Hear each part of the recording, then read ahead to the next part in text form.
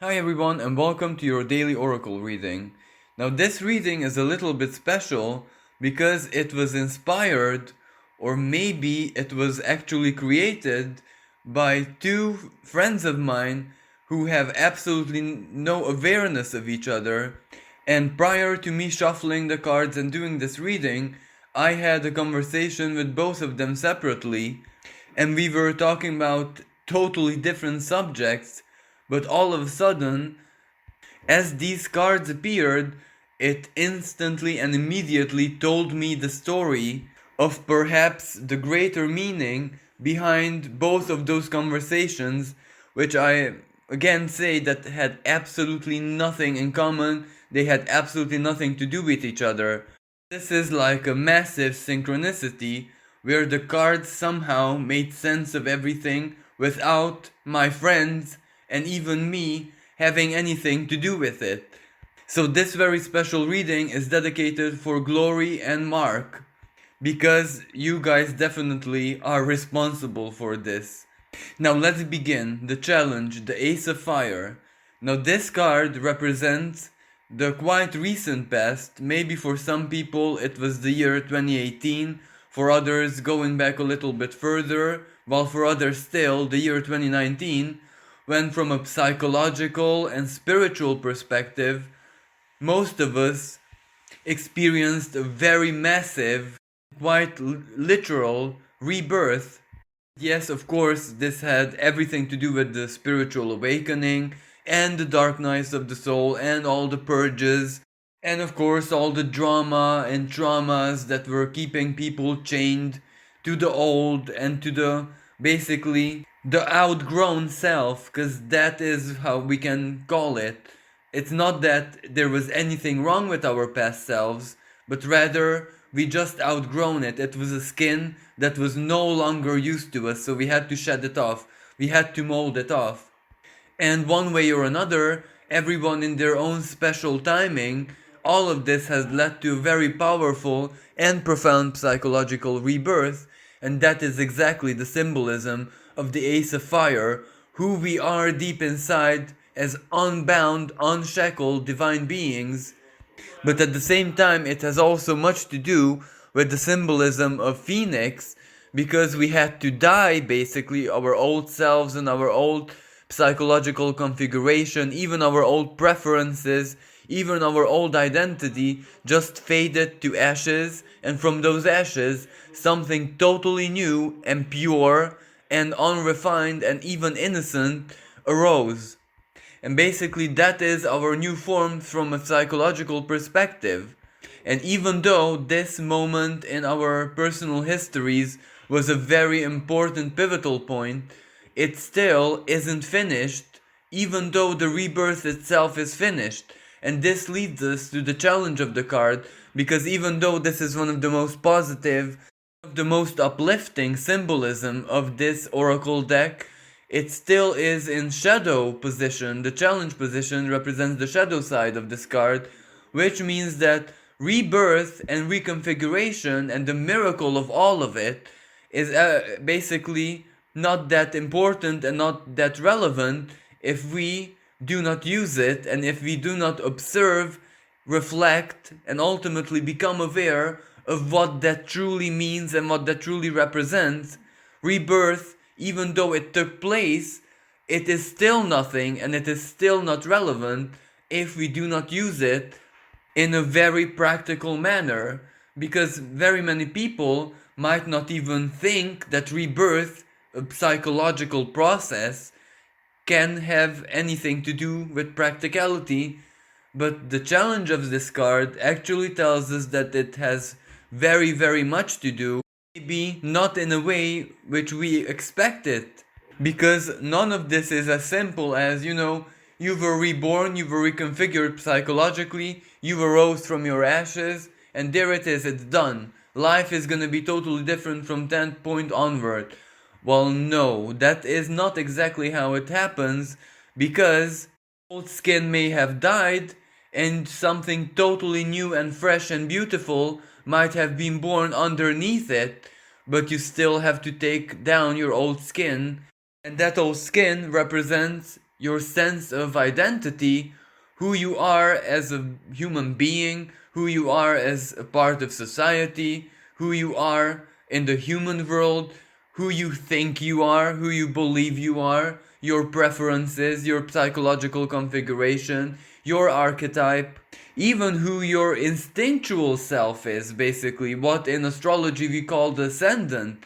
So this has much to do with every sense of your identity. Regardless from which perspective we analyze it, it still needs to fall off.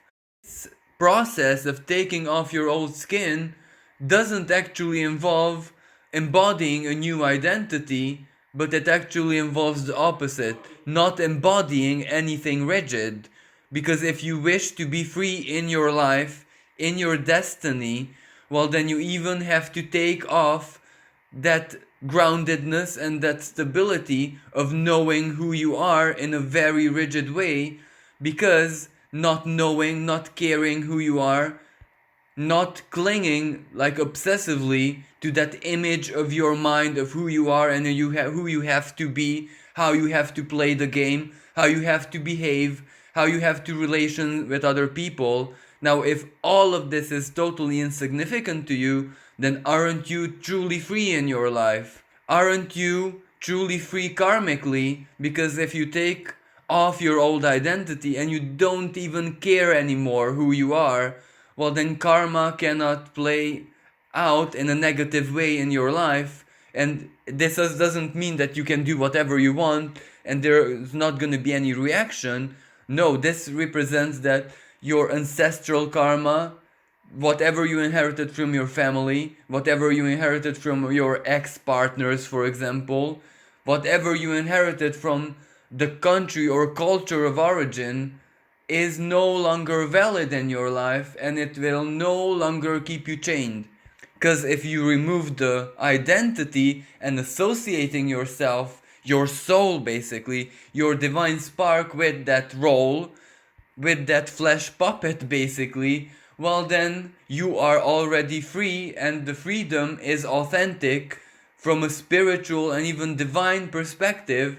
And when something is authentic for the divine, well then you don't need to convince it every single day of your life that you are who you are, that you are who you believe you are. Because if you don't care, the divine doesn't care, and it just takes your divine configuration and not the human self. And that represents not just greater freedom, that represents unlimited and ultimate power, because you're not bound by an identity. You can become whoever you want to become, even different representations of yourself in each different second of each day. And this also gives you a greater adaptability, a greater flexibility when you try your best to embody not being attached to this and that, not having this and that expectations. Well then, in order for you to do that, you don't need to care who you are. You don't need to care about the character, so to speak, that you have to play every second of your day. When you are just a soul, and who you are is no longer information, but is basically something beyond information. It is just a matter of belief. If you are an unlimited creative energy, well then that creative energy can give itself any shape or form it needs, requires, desires, is guided to, and that ultimately represents true freedom, and that represents real power. Because once you no longer play the game of your identity, well then so very many different doors of the future, of different possibility, of quantum realities open up before you. Let me exemplify. For example, if you play the role of a person who is never lucky because he makes his own luck by living life, well then you can never win the lottery, basically. But if you shed off that archetype of yours, and if you just don't care who you are, you don't care who you embody, because you embody your divine truth and nothing else, well then you can win the lottery even tomorrow, even next week, even next year, and even as many times as you need in your life, because you're free, and then the universe treats you as a free element. Chaos, the mother of all things, treats you as someone who has no limits and has no bounds, and ultimately someone who can process anything, any version of reality.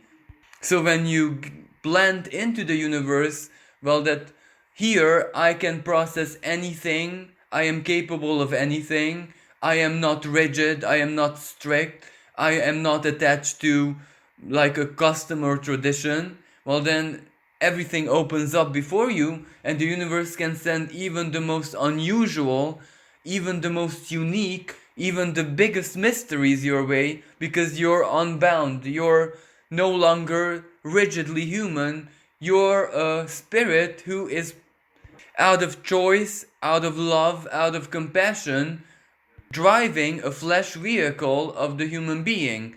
And then the relation you have with the universe, the relation you have with other people, the relation you have with yourself is totally different and free, and you're no longer a well determined person and archetype and identity, but simply you're just a creation energy who can play the role of anything and anyone it would desire. You are fire, the ace of fire. Fire is basically what it consumes when burning, and that can be so very many things in the universe.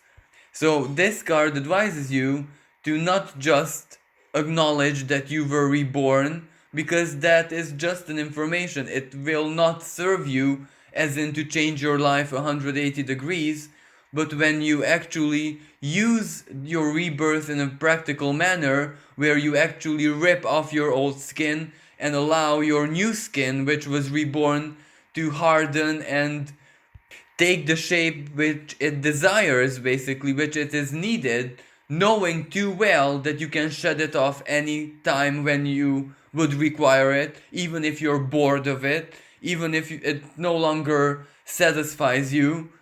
Well, then you already embraced an existence, a dimension, a personal paradigm of ultimate freedom. If you don't care who you are, if you don't care of your identity, well, then can you truly have conflicts in your life? Because if you don't care about your own drama, well, then will you care about the drama of other people? You're gonna care about their souls, but not about their wounded egos, for example, and then you won't take things personally, you won't get offended. Not having your opinion and voice heard will no longer upset you whatsoever. You're even gonna find it laughable. You're not gonna be in permanent conflict with the world, because you will know that the world is the way it is because they chose it, and not because it has to be this way, not because the universe made it this way, because the universe just supports whatever. That's what it's there for. It keeps existence in place, so it supports whatever different elements, different consciousnesses choose to become real, basically. So by freeing yourself from the limitation of your identity, from not being attached to it, not being obsessed to it, just being okay with not caring who you are, not knowing who you are. After all, if you're a divine spark, then can your truly self actually know who you are? Wouldn't knowing who you truly are just make your brain explode, or your neurons short circuit and cause your death, basically? Wouldn't it be like trying to run a game which appeared in 2020, for example, trying to run that game on a Pentium 1 computer? Wouldn't it just destroy both elements, basically? So do we actually need to know who we are? Isn't it enough to feel who we are? Isn't that basically true rebirth, when we just feel it, when we live it, when we exist it, if that actually is a word that I can use? If you are fire, if your soul is fire, if your consciousness is fire, well, then it can consume anything that is susceptible to burning, and you have so many options in life. You don't need to just burn by wood or by coal, you can burn by anything. But that can only happen if you become aware of how just truly free you can become in your own life, in your own existence and destiny. This card challenges us not to just take the rebirth that we went through as a granted gift from the divine. We need to use it in a very practical manner, and once more, awareness is a big part of it, because this is when we expected to be reborn into something specific. But what if we were reborn into nothing and everything at the same time? And that is true freedom, isn't it? Now, the opportunity is Six of Water, and this is a very beautiful message, because what do we do when we give up being obsessed by our identity, knowing who we are? Well, then, other souls, other consciousnesses, other people who already figured this out, well, then you are going to become visible to them energetically, psychologically, spiritually, it does quantically, it doesn't matter how, but because you gave up you shed your skin off and you're not clinging to something specific, well then you become one of the free souls, and free souls can connect with each other. Now it doesn't matter how evolved, advanced, powerful, super quantic mind you have or not, the simple act of freedom makes you visible to another soul who is already embodying this, so that can form connections. And when there is no identity, and it really doesn't matter in any case who and what someone is and not is, what the preferences are, what our obsessions and limitations are, we just are, we just exist for the sake of existing. There's no traditions and customs and rules we have to respect. The only rule being is that we embody our divine spark and that we embrace everything with love or sometimes rejection. There is no limitations here. If something rejects you, well then it rejects your divine spark and it's perfectly okay. There's no guilt there whatsoever. But let's just focus on love. When you just love something unconditionally, when you just love existence, when you're okay with not being anything and anyone, well then another soul can connect to you and you can both create together true miracles. And when one connection takes place, then several other connections are definitely gonna follow, because every free soul is also connected to other free souls. And this is how the network of freedom, of people who were reborn, people who shed off everything and just became like a miniature, very imperfect Buddhas, because that is what this is. Enlightenment, true enlightenment, is definitely gonna require at one given moment to surrender your identity and surrender your attachments to physical earth. But when that surrendering takes place even as in an imperfect way, where you still have to be a human being, where you still have to function in everyday life, so you cannot abandon everything, but you abandon just the detachment of to your identity, detachment to all the strings, well then that is already enough for you to become like a miniature little Buddha that's burning inside of you. And when there's more people like that, a beautiful network of enlightenment, of light and truth and freedom is born. And chances are, because everyone is embodying their divine sparks, who can stop it? Who can challenge it? No one really. Because the universe can just make these people be invisible psychologically to the rest of the world, because if there's no aggression, then you don't have to defend your identity, when you don't have to defend who you built and sacrificed for to become, well then there's no real conflict, maybe just ideological conflict, but that is something totally different. And yes, when there's no obsessive conflict or strife or battle in your life, well then you're invisible to conflict, you're invisible to aggression, you're invisible to criticism and challenges. No one will have any interest.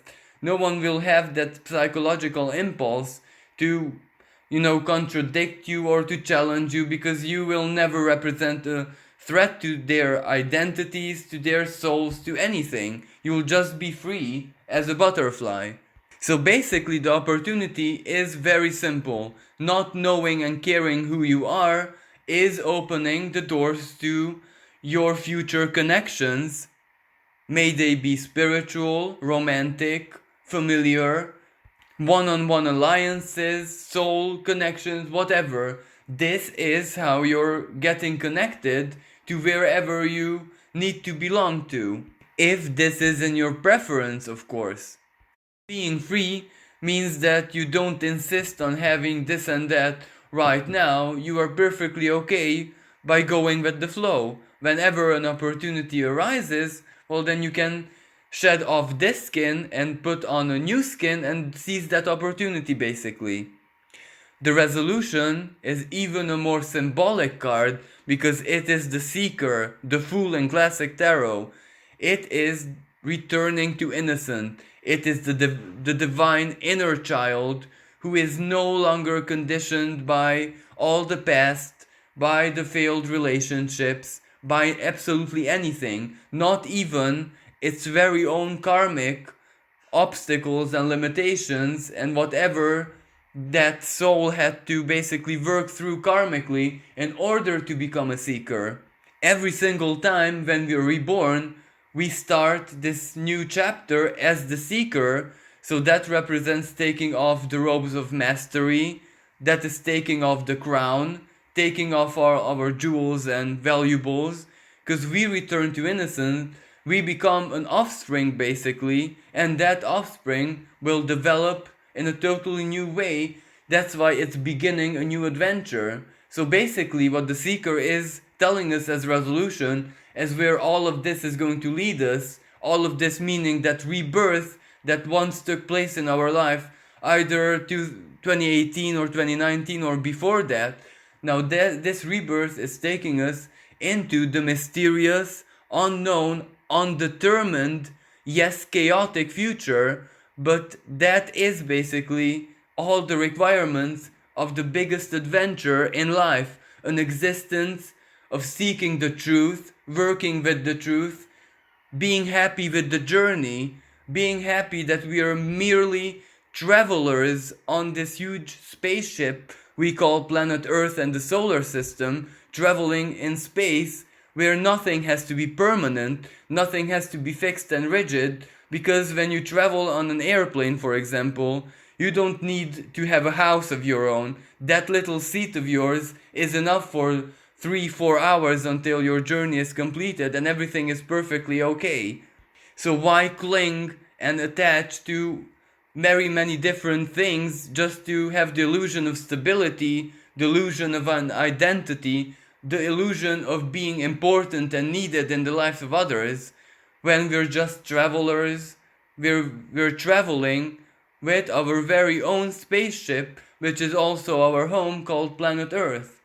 It doesn't matter what technologies we have, it doesn't matter what religion we have, it doesn't matter how evolved we are, but we're still travelers.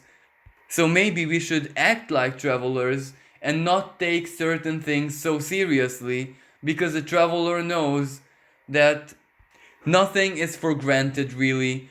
Nothing is permanent. Everything in life is more or less very ephemeral in nature. So things come and go, and that is the beauty of existence.